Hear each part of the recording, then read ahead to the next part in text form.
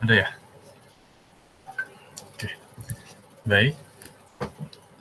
Oke, saya buka ya. Oke, Assalamualaikum warahmatullahi wabarakatuh. Selamat malam teman-teman semua. Salam sejahtera untuk kita semua. Apa kabarnya nih? Semoga teman-teman semua dalam keadaan sehat walafiat ya. Nah, pada kesempatan kali ini ya, tepatnya di malam minggu nih. Malam minggu hari Sabtu.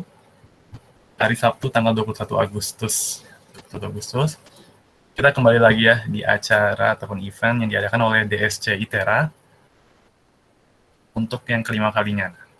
Dan juga untuk notis ke teman-teman nih, bahwa kegiatan pada malam hari ini merupakan acara ataupun event yang terakhir yang diadakan oleh Google DSC ITERA 2020-2021. Dan mungkin teman-teman juga untuk mengingatkan kembali, sebelumnya di Google DSC ITERA untuk 2021 ini, kita udah pernah belajar dari learning path, webinar, dan workshop yang udah pernah diadain dari Google DSC ITERA.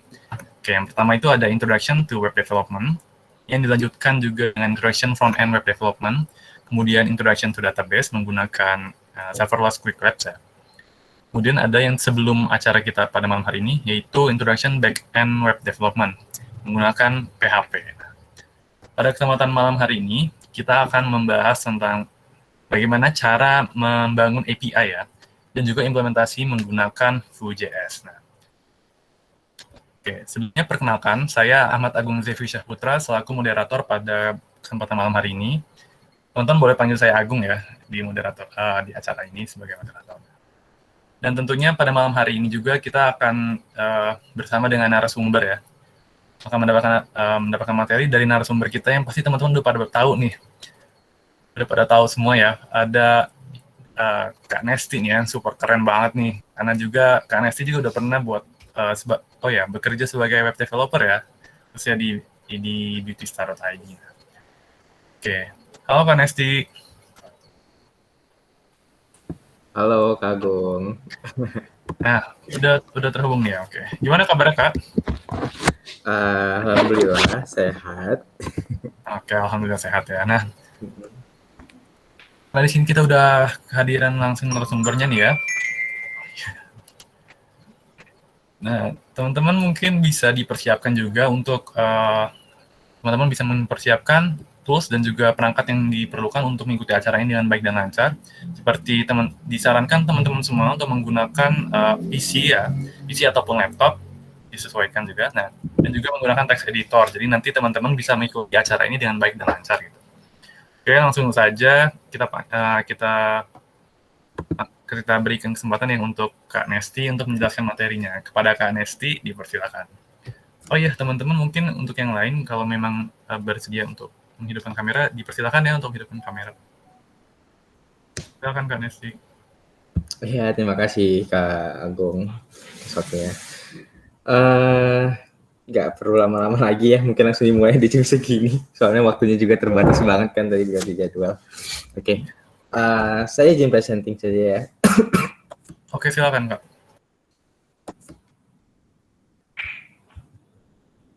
Oke, sebentar.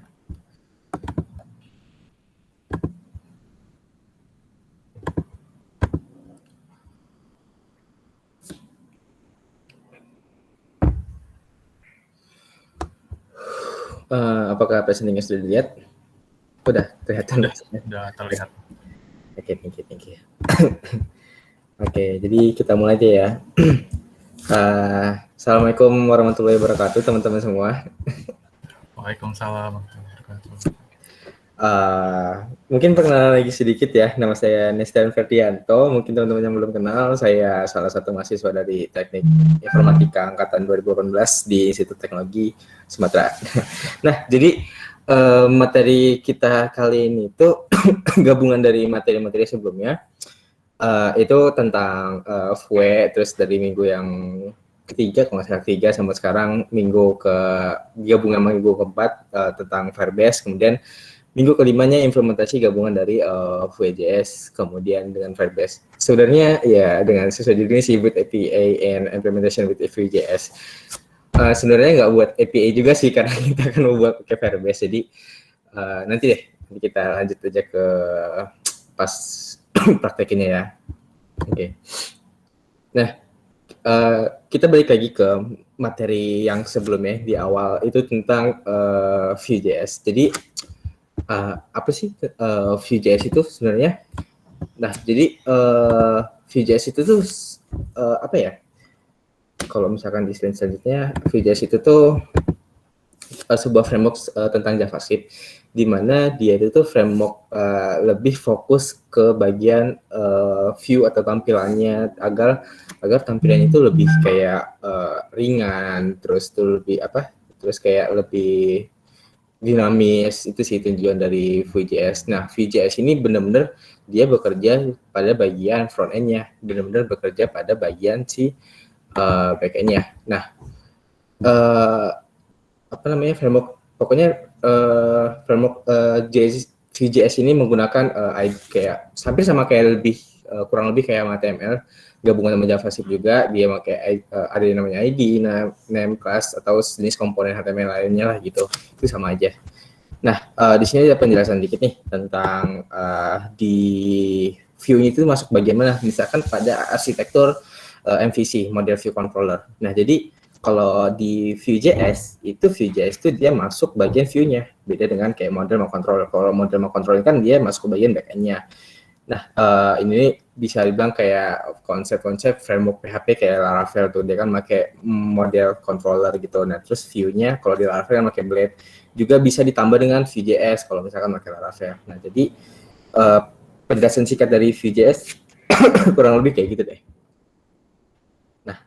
Langsung masuk ke selanjutnya ya. Nah, ini salah satu contoh kode dasar dari Vue.js. Ini dia penerapannya pemanggilannya pakai CDN. Nah, jadi di sini bisa dilihat nih teman-teman. Ya, di sini ada kode HTML biasa di sini kan. Terus di sini ada script di mana di sini ada URL untuk ngambil source Vue.js-nya. Makanya di sini disebut dengan CDN-nya. Nah, cara gunanya di sini bisa dilihat di sini masuk dari script dulu deh. Dari script dulu, di sini kita membuat sebuah variable app, di mana di sini kita ngambil sebuah komponen namanya view. View ini diambil dari dari CDN-nya view tadi. Nah, kemudian elemen apa yang mau kita kasih, pokoknya elemen apa yang mau kita beriin gitu. Nah, di sini sudah dibuat codingan HTML dengan ID namanya apps. Nah, jadi kita targetin dengan hashtag apps. Nah, jadi kalau ID itu dia pagar ya. Kalau misalkan di sini dikasih kelas, berarti dia static. Nah, terus di sini ada datanya nih. Datanya kita mau ngasih apa? Nah, di sini saya menginisialisasi sebuah message atau sebuah pesan. Jadi pesan yang akan saya berikan di sini adalah hello world. Nah, ketika ini di-render di HTML ya, menggunakan bahasanya kurung kerawal ya, double kurung kerawal. Terus kita panggil nama datanya atau parameter datanya apa yang mau tampilin. Di sini kita nampilin namanya message. Makanya di sini sebelah kanan bisa dilihat nih bahwa di sebelah kanan bakal menampilkan tulisan hello Vue. Jadi dasarnya sih seperti itu ya kalau Vue-nya, kalau penerapan Vue-nya. Biasanya seperti ini. Nah, nanti kalau aku mau praktekin nanti itu kita pakai Vue CLI, beda sama ini. Kalau Vue CLI itu benar-benar sejenis kayak framework foldernya itu udah terstruktur lah gitu. Kalau ini kan masih CDN yang kita hanya menggunakan pemanggilan linknya. Oke, lanjut. Nah, di sini ada Di sini ada direktif pada Vue.js. Nah, sebenarnya ini komponen-komponen dasar sih kayak vmin i, vmin for, vmin bind, vmin model, vmin on. Jadi kayak ini fitur-fitur yang disediakan oleh Vue. Jadi kayak misalkan nih kita ngebuat sebuah kondisi, misalkan di sini nih, di sini misalkan ada ID kan, terus kita ngebuat if, terus kayak misalkan jika ID ini bukan jika data ini tidak sama dengan ID ini, maka tidak akan menampilkan pesan ini. Jadi istilahnya kita bisa ngebuat sebuah kondisi langsung di HTML-nya gitu dengan menggunakan Vue.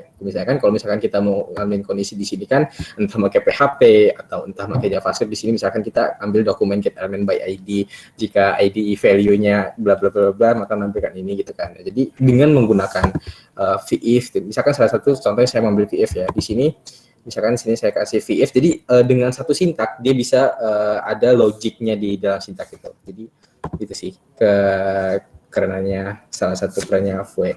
Jadi sebenarnya banyak banget sih direktif-direktif pada Vue ini, nggak hanya ini.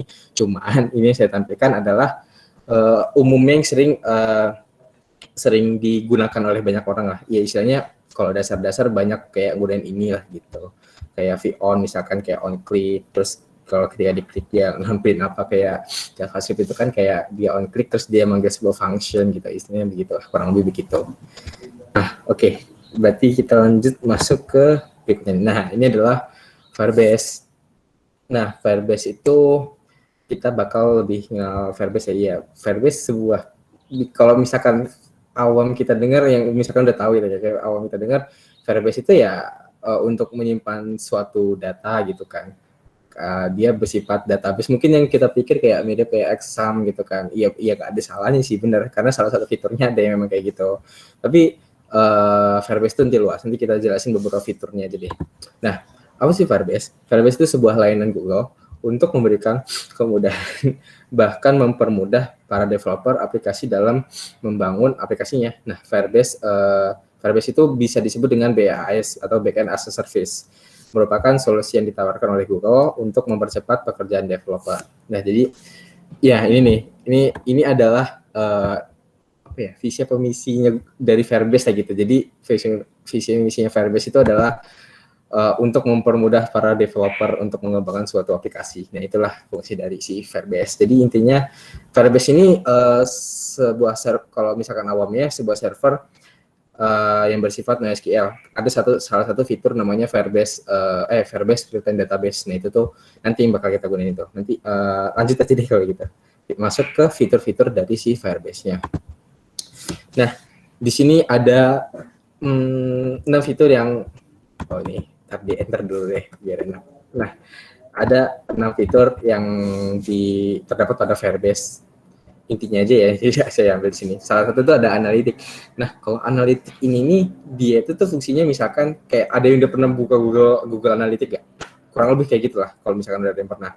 Jadi dia tuh sejenis statistik, misalkan statistik pada satu website, misalkan google.com deh misalkan. Terus nanti kita bisa lihat, website google.com saya ini diakses dari Singapura, dari India, dari Australia, dari manapun. Kita bisa lihat di seluruh dunia. Jadi kita bisa lihat statistiknya. Atau bahkan kayak spesifik di Indonesia, provinsi mana aja nih yang terbanyak ngelihat website saya. Oh, ternyata ada di provinsi Lampung.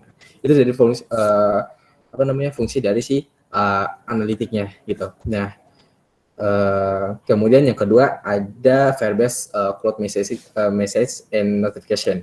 Nah, jadi kalau ini nih bisa dibilang itu dapat digunakan untuk menerima pesan, terus kayak dapat membuat sebuah notifikasi baik di Android, iOS ataupun website gitu. Jadi fitur ini juga disediakan oleh Firebase untuk mempermudah developer juga tentunya. Kayak misalkan nih, kita kan ngebuat sebuah aplikasi, terus kayak ada notif gitu kan. Terus kadang misalkan kita membuatnya pakai si server lokal yang kayak biasa, misalkan kayak Exam.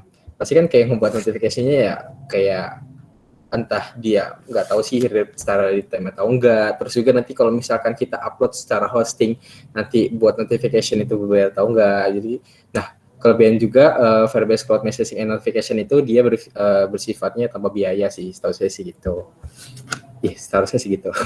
Nah, ketiga nih, masuk ke Firebase Authentication. Nah, Firebase Authentication itu tuh umumnya lah autentikasi udah jelas itu kan. Autentikasi itu kayak dapat menyimpan sebuah data-data kita gitu, dan di mana nanti ada salah satu komponen, misalkan kayak kita daftar nih isi nama, terus tuh daerah, terus tuh kayak email, nomor telepon, password, bla bla bla, umur gitu kan.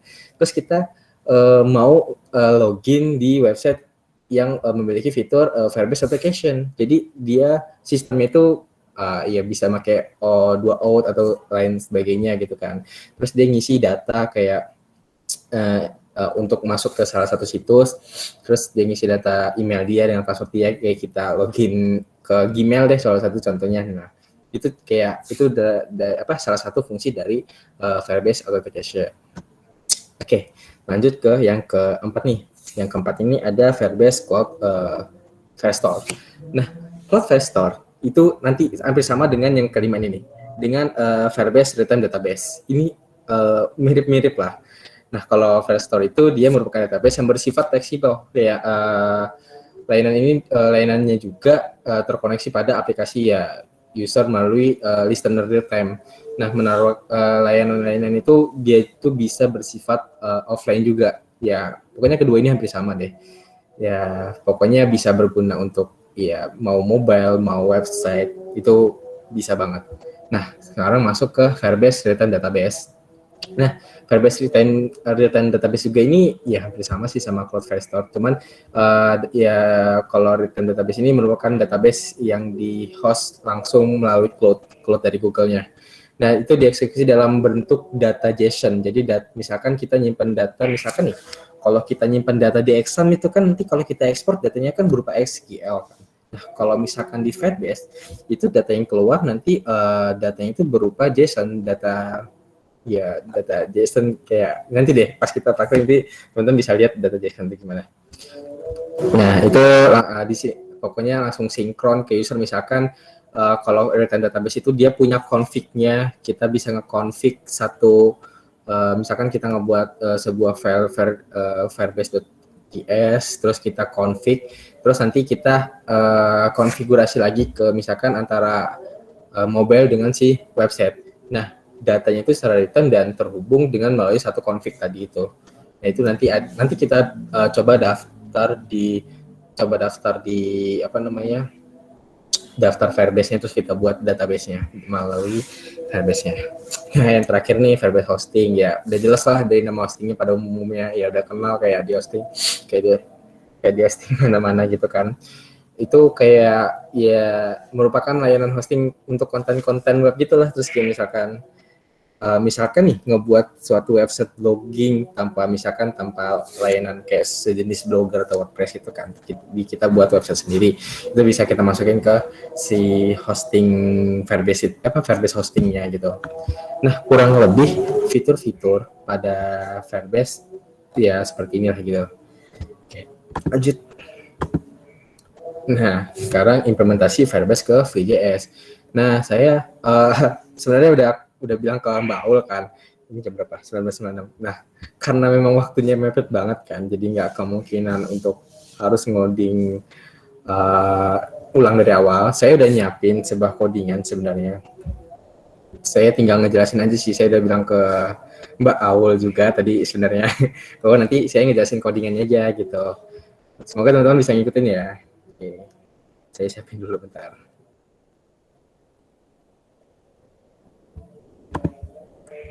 Oke. Udah kelihatan belum layar dari Visual Studio Code saya? Udah kelihatan. Oke. Nah, jadi pertama ini adalah Vue.js versi ketiga. Kalau teman-teman belum install, bingung cara install gimana, teman-teman bisa kunjungi itunya, misalkan belilah Vue dari Google, terus masuk ke sini, masuk ke installation. Nah, teman-teman bisa ya pakai CDN juga bisa, terserah teman-teman. Kalau kita pakai CLI nih, jadi bentuknya kayak sebuah framework yang udah terstruktur foldernya. Nah, cara installnya gampang, cukup pertama siapin dulu npm. Npm itu bisa download dari Node.js. Nah, di sini nih, Node.js. Bisa dari sini, download di sini sesuai dengan kebutuhan teman-teman. Kemudian kalau misalkan udah download, teman-teman langsung aja npm install min-g add vue/cli.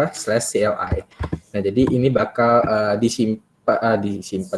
diinstal langsung di laptop teman-teman secara global, istilahnya di dalam path global. Nah, kalau udah nanti teman-teman bisa nampilin kayak gini nih, kayak gini.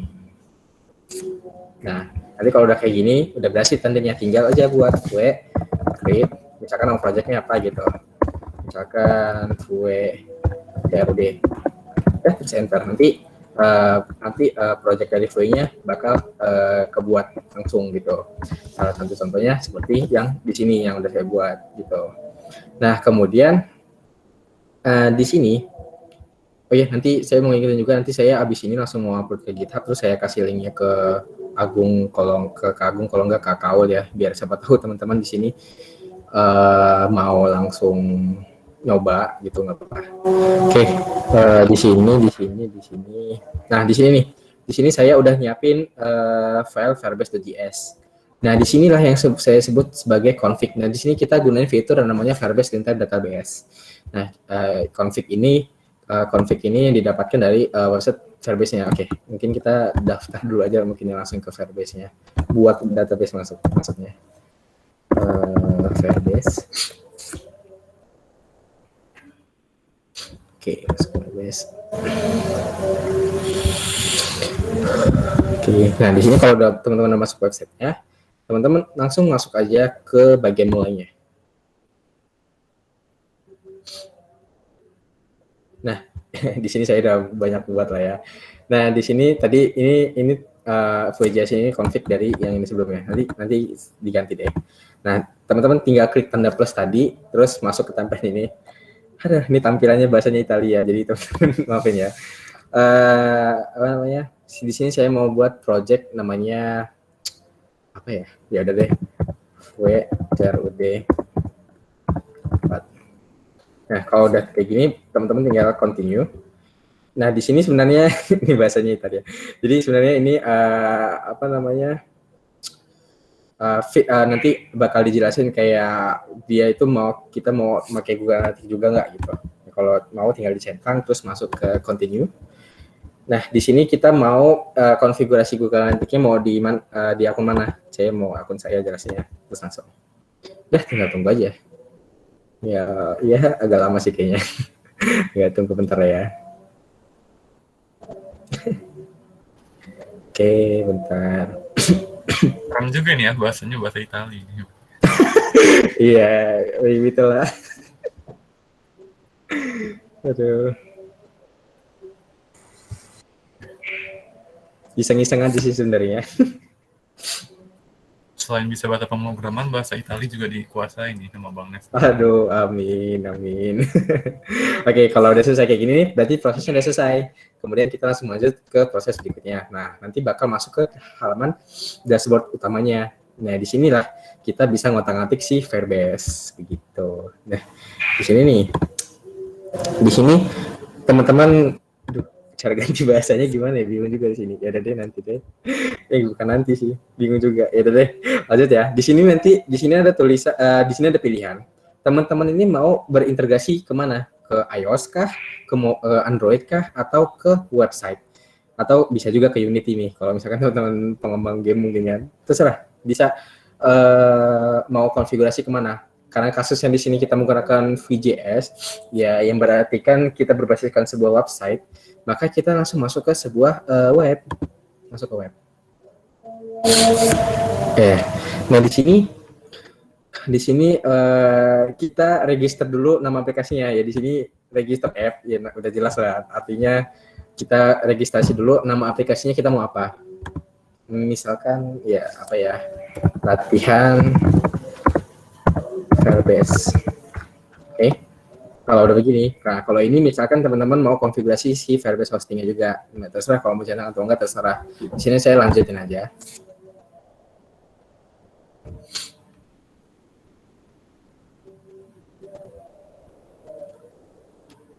Oke, nah kalau udah sampai sini, kita di sini bisa lihat apa namanya konfigurasi apa aja yang bisa kita lakuin.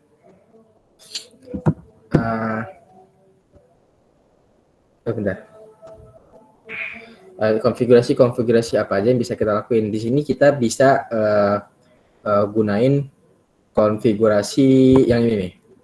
Nah, kita bakal lebih fokus yang sini. Jadi kita copy dulu, terus kita siapin notepad.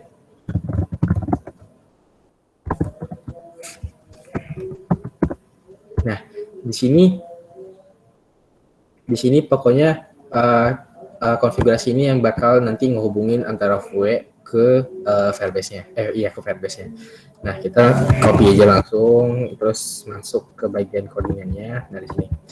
Nah, ini kita ganti ini. Sip, sudah. Kalau misalkan udah, nanti saya jelasin codingannya sekalian ya. Saya jelasin di Firebase dulu. Nah, kan kita udah nyiapin ini konfigurasinya. Kita langsung lanjut ke tahap berikutnya. Nah, di sini kita masuk ke Firestore database-nya sekarang.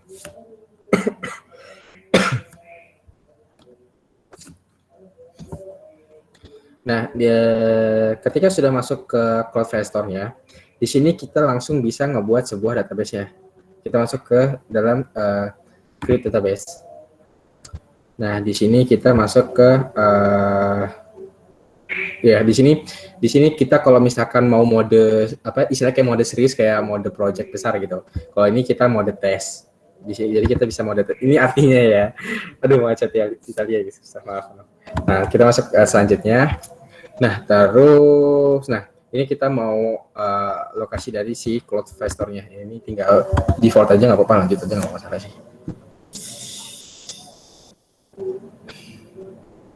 Oke, tinggal buka sesuatunya bentar.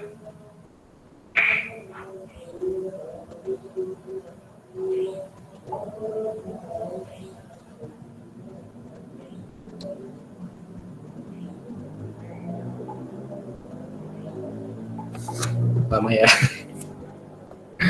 Oke, nah udah selesai. Nah, ini adalah tampilan awal. Bisa dibilang kalau misalkan kita kebiasaan pakai Excel nih, ini adalah tampilan awal PHP admin. Nah, ini adalah tampilan awalnya, tapi ya ini bukan tampilan admin.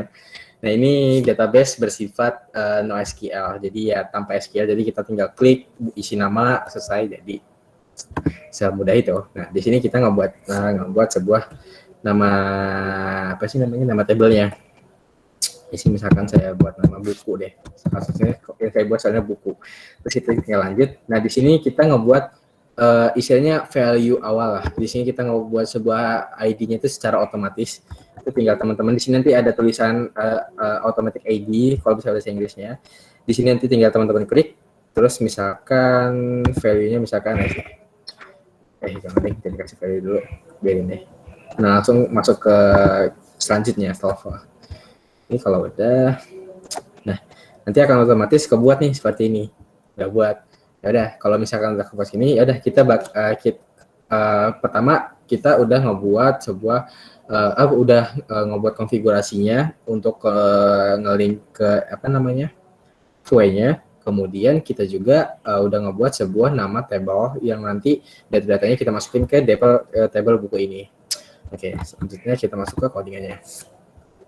Nah, di sini saya kasusnya ngebuat sebuah Firebase.js. Nah, di sini teman-teman lihat, sini ada konfigurasi awal kita tadi. Nah, sebelum teman-teman masuk ke ini, sebelum import si Firebase ini, teman-teman install dulu npm install npm install Firebase script apa gitu, saya lupa. Itu teman-teman bisa cari di Google ya. Pokoknya install dulu library Firebase untuk VJS-nya. Jadi kalau enggak, dia di sini bakal merah karena dia nggak ketahui Firebase itu apa gitu kata VW. Nah, kalau misalkan udah keinstall, terus kita udah konfigurasi. Nah, di sini saya ngebuat sebuah konfigurasi Firebase app-nya. Di sini saya melakukan inisialisasi ke config-nya. Di sini kita panggil di sini nih. Nah, config itu kita inisialisasi. Kemudian di sini kita panggil Firestore-nya dengan nama DB. Kemudian kita panggil collection-nya. Collection itu nama table yang di sini tadi nih. Ya, nama collection-nya. Nah, di sini itu nama collection-nya kan di sini kita kasusnya adalah buku. Makanya kita di sini akan tulis buku. Oke, selanjutnya. Nah, di sini saya udah ready semuanya. Di sini ada arrow function get buku, update buku, delete buku, terus tuh ada untuk nge-load data si bukunya gitu. Nah, jadi di sini saya jelasin dari get buku dulu deh. Di sini get buku. Get buku di sini kita manggil si collection-nya si buku. Kemudian dengan dokumen ID-nya, terus kita ambil datanya, seluruh datanya. Ya, jadi kita ambil datanya. Terus nanti dia bakal menampilkan datanya. Kalau misalkan bukunya itu ready gitu, istilahnya ada datanya. Kalau enggak dia bakal null atau datanya adalah kosong.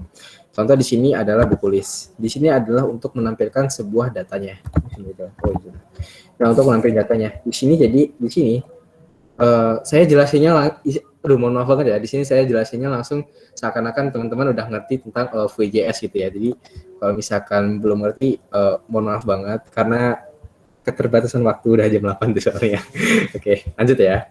Di sini saya langsung jelasin untuk nampilin sebuah data dari apa tadi namanya? Arrow function get buku tadi di Firebase.js. Nah, di sini kita panggil dulu useLoad buku. Oh, salah ding. Untuk nampilin buku tadi itu ada di sini ding, tadi salah jangan lupa ya, pakai useLoad buku. Di sini saya jelasin dulu deh. Nah, di sini saya ngebuat sebuah konstanta buku. Di mana terus tuh kita memanggil collection-nya, terus kita manggil seluruh isi yang ada di yang ada di si Firebase-nya. Kita manggil seluruh yang ada di Firebase-nya. Kemudian kita tampilkan ditampilkan tuh nantinya. Kemudian kita masuk ke buku list. Nah, di sini kita panggil user book. Nah, kenapa di sini udah ada delete buku? Karena kan istilahnya sistemnya kayak dashboard gitu kan. Jadi sistemnya kayak dashboard gitu. Jadi ada fungsi update sama delete-nya gitu. Nah, di sini ada edit sama delete. Nanti tampilin saya tampilin. Nah, di sini saya sudah dipanggilin useLoad bukunya sama delete bukunya. Di sini saya panggil sebuah setupnya. Setupnya di sini saya inisialisasi sebuah konstanta buku. Terus kita panggil useLoad data bukunya untuk ngambilin datanya. Kemudian kita return. Terus kita tampilin dari sini menggunakan namanya v-for. Nah, karena data-datanya itu bersifat sebuah objek, di sini kita panggil menggunakan looping, pakai for. Pakai v-for dalam Vue. Nah, di sini kita v-for dengan ID-nya, nama dengan tahunnya. Di sini saya kasusnya ada 2 value, nama dengan tahun. Kemudian datanya dari si buku ini tadi. Nah, kemudian baru deh kita tampilin nama sama si tahunnya. Nah, tampilin itu kurang lebih kayak gini nih. Tampilin.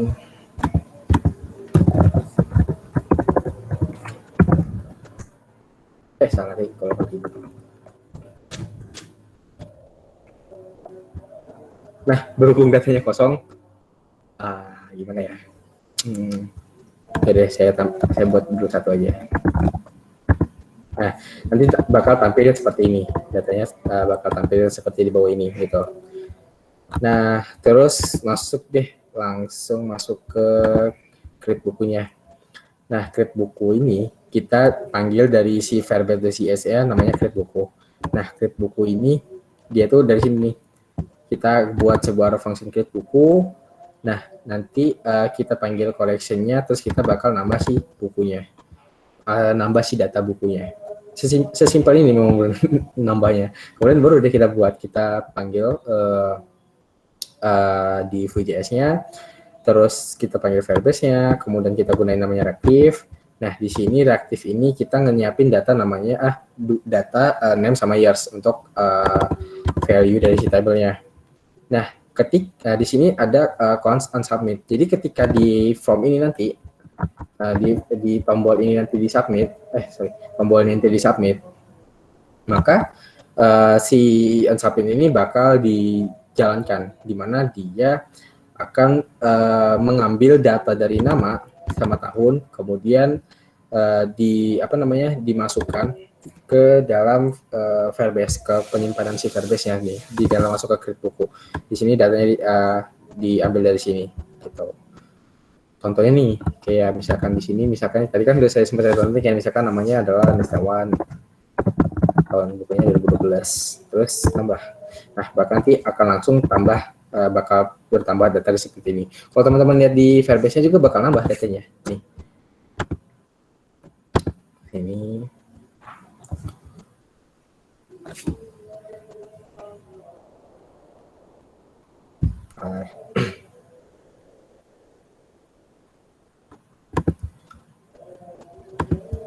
nah, seperti ini bakal nambah di sini.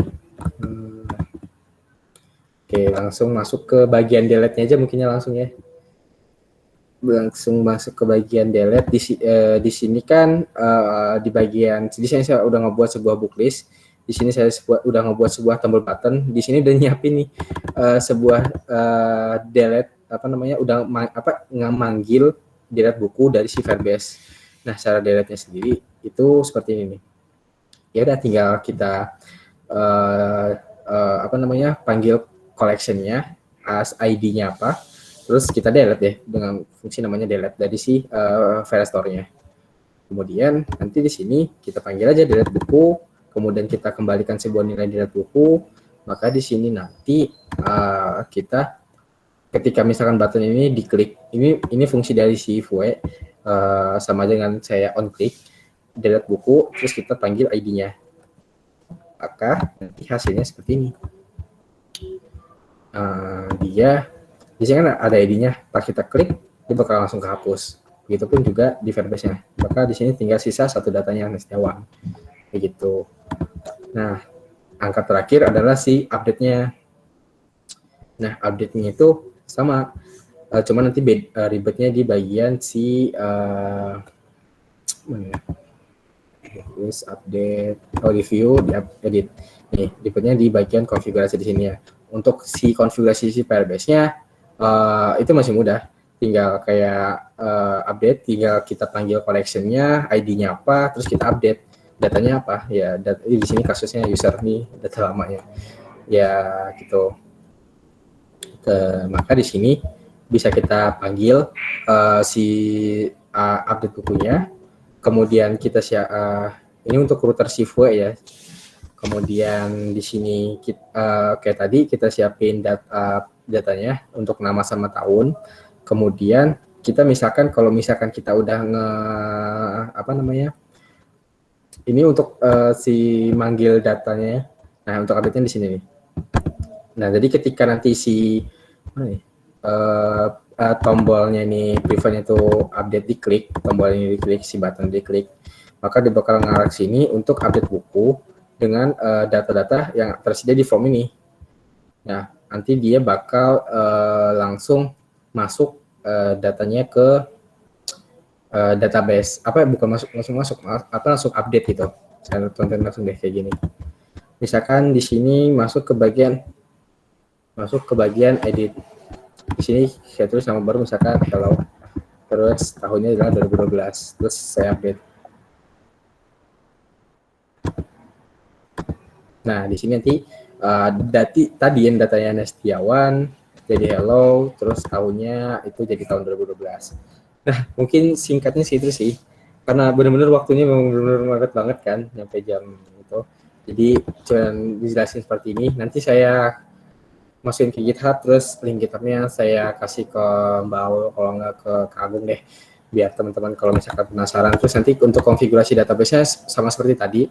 Ya tinggal masuk ke Firebase, terus setting next gitu aja, terus buat nama database-nya. Nah, nanti codingannya saya kasih ke ya yang saya tadi bilang. Nah, oke. Masih ada lagi? Oke, cukup. Mungkin materi kali ini sampai sini aja, benar-benar singkat banget, benar-benar padat banget. Mungkin ada teman-teman beberapa yang kurang paham banget kan karena singkatnya waktu ini, jadi ya mohon maaf banget. Nah, cukup sampai di sini saja saya nyampein materi. Saya balikin lagi ke Kak Agung. Silakan Kak Agung. Oke, baik. Sebelumnya makasih nih Kak, nanti udah jelasinnya materi terkait with API and implementation with Vue.js nih. Iya. Jadi ada sedikit pertanyaan sih dari saya nih Kak. Untuk singkat aja sih pertanyaan. Sebenarnya kalau untuk Vue.js ini tuh lebih sering itu dipakai untuk pengembangan sebuah website atau aplikasi mobile gitu Kak? Iya. Sebenarnya sih tergantung kasus ya. Dua-duanya bisa sih. Seperti visinya si Firebase. Ya, untuk mempermudahkan sebuah developer gitu. Jadi benar-benar kayak terserah kalau misalkan kalian bisanya hanya misalkan ya udah terbiasa menggunakan exam yang dengan dimana kita gunakan SQL gitu kan, ya nggak apa-apa, nggak masalah. Atau kita terbiasa dengan menggunakan real time database seperti Firebase, atau salah satu contohnya adalah MongoDB yang dia bersifat NoSQL yang secara fleksibel, terus bisa dengan sistem offline juga dengan segala fitur canggihnya. Ya silakan, itu terserah mau pakai gimana. Cuman satu hal, kalau misalkan ngebuat sebuah project menggunakan misalkan salah satunya Firebase atau MongoDB, berarti bisa dibilang project itu adalah, kalau menurut saya ya, skala besar, karena salah satu pasti ketika storage data ini nanti sudah sudah melebihi limit dari user gratis, ya akan secara otomatis pasti kan ada bayaran yang pasti, misalkan bayaran per data, itulah kayak dari ya kelemahan dari database NoSQL gitu sih. Sebenarnya tergantung dari kebutuhan aja sih. Kebutuhannya. Tergantung dari kebutuhan developernya yang mau dipakai untuk di website ataupun untuk di mobile. Ya, siapa tahu ada proyek gede kan, nggak mau tahu saya harus pakai Firebase, ya udah jauh-jauh pakai Firebase gitu kan. Jadi ya tergantung juga sih, bisa. Tapi pada umumnya ya dibalik lagi, benar-benar awalnya balik lagi sih. Tapi emang saya sering nemuin kasus kalau kayak kalau guna-gunain Firebase atau guna-gunain guna-gunain kayak MongoDB, itu kasusnya banyak rata-rata gunain si mobile gitu. Karena kan banyak kan pengguna mobile, nggak mungkin kayak harus responnya harus cepat gitu kan, nggak mungkin nggak mungkin nunggunya harus kayak lama gitu. Kita aja aplikasi yang loading terus aja kayak kesel banget gitu. Bener sih Kak. Nah, mungkin terakhir nih Kak dari saya pertanyaannya tuh. Kan tadi contoh yang diberikan dari KNS itu kita masukin data ke dalam Firebase-nya itu ini kayak manual gitu. Nah, seandainya nih Kak, kita udah ada file JSON-nya sendiri gitu. Itu apakah bisa diimpor gitu Kak ke dalam Firebase yang udah dibuat tadi? Firebase real time-nya. Nah, kalau saya sejauh ini, karena saya bukan pengguna Firebase, jadi kurang tahu sih. Saya kurang tahu fitur-fitur dari dari si Firebase bisa upload data secara JSON atau enggak. Tapi kemungkinan sih seharusnya bisa sih, bisa ngimpor sebuah data JSON. Kemungkinan bisa. Cuman saya kurang tahu nih fitur-fitur lebih lengkapnya dari si Firebase. Ya.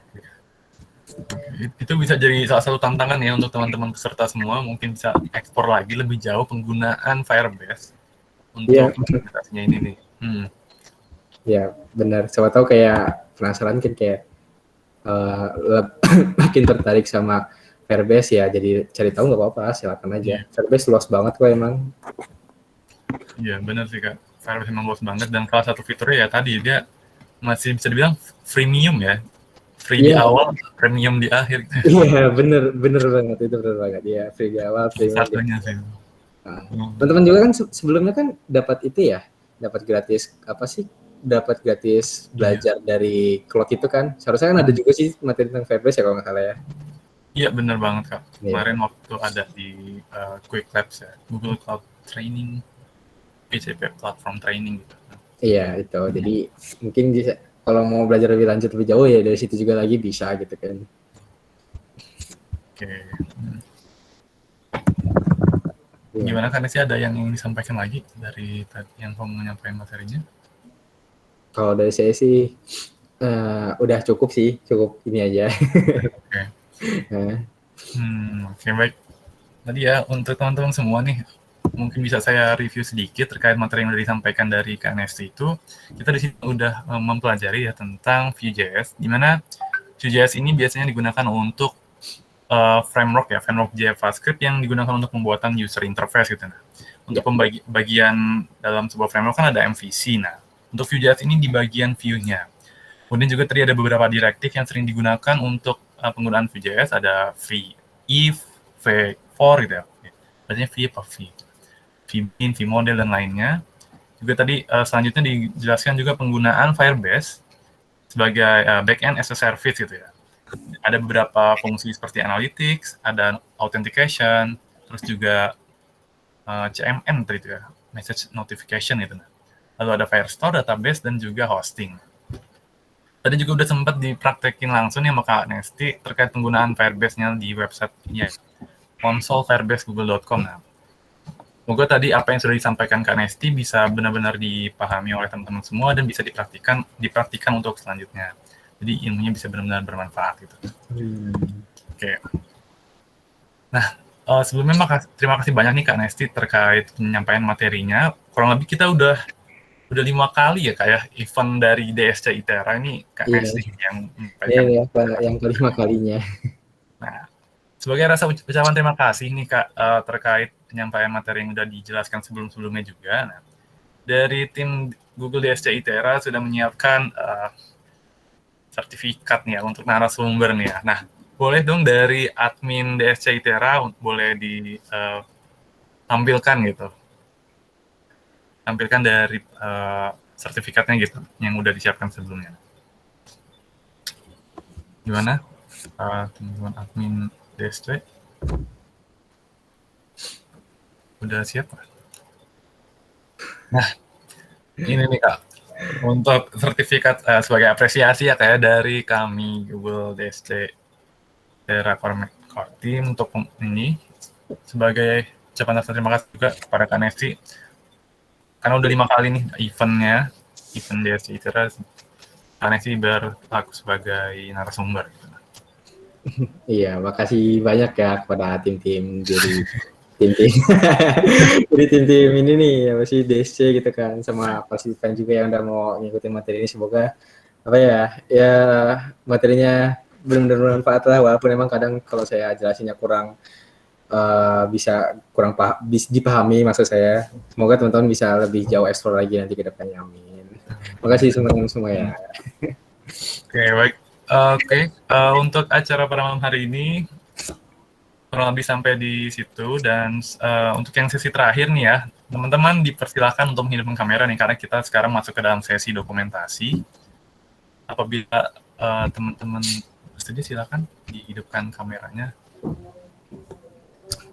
Dokumentasi. Iya. Nggak kerasa ya kayak ternyata udah acara terakhir loh di Google DSC ITERA untuk 2020-2021 ini. Kalau kemarin kayak rasanya baru mulai ya. Iya udah terakhir nih, nggak kerasa banget. Bener. Nah, gimana? Udah pada siap? Ya. Ceng layout. Oke, bentar.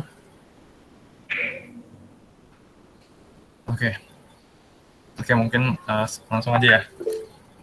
Ya. HP saya kamera depannya error. Oke. Gak apa-apa Nazra. Oke, sekarang kita masuk ke sesi dokumentasi ya. 1, 2, 3. Sekali lagi. 1, 2, 3. Oke. Sebelumnya jangan lupa nih tagline dari Google DSC ITERA ya. Learn, share, grow together. Lupa deh saya jadi. Grow, share together lah. Oke. Let's connect, learn, share, and grow together. Nah, ini ketik dulu deh biar teman-teman mungkin bisa baca. Let's connect, learn, and Let's connect.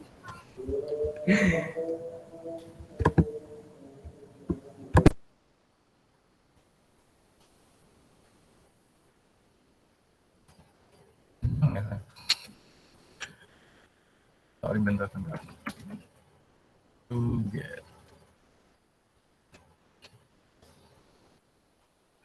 Nah, kalau misalnya nanti saya ucapkan Google DSC ITERA, teman-teman bisa jawab ini ya, let's connect, learn, share, and grow together. Oke, teman-teman boleh dihidupkan sebentar mic-nya gitu untuk dokumentasi terkait ini, karena di sini benar-benar event terakhir dari Google DSC ITERA untuk 2020-2021. Oke, langsung aja deh kalau nggak ya. Kayaknya teman-teman lagi masih malu-malu nih. Nah, oke, kalau gitu saya wakilin aja nih. Kalau misalnya saya maaf Bang sinyal di asrama. Oke. Jadi teman-teman semua jangan lupa untuk tagline dari Google DSC ITERA yaitu Let's Connect, Learn, Share, and Grow Together. Oke, kurang lebih itu aja sih yang bisa saya sampaikan juga terkait terkait penjelasan acara kita pada malam hari ini. Terima kasih juga untuk teman-teman yang sudah hadir sampai malam hari ini, dan juga pastikan untuk follow up info selanjutnya terkait tentang sertifikat teman-teman semua yang sudah mengikuti learning path yang ada di Google DSC ITERA. Nanti akan diinfokan lebih lanjut, baik itu lewat email ataupun lewat grup chat ya, grup yang ada. Oke, karena di sini merupakan hari terakhir ini ya, saya menjadi moderator sebagai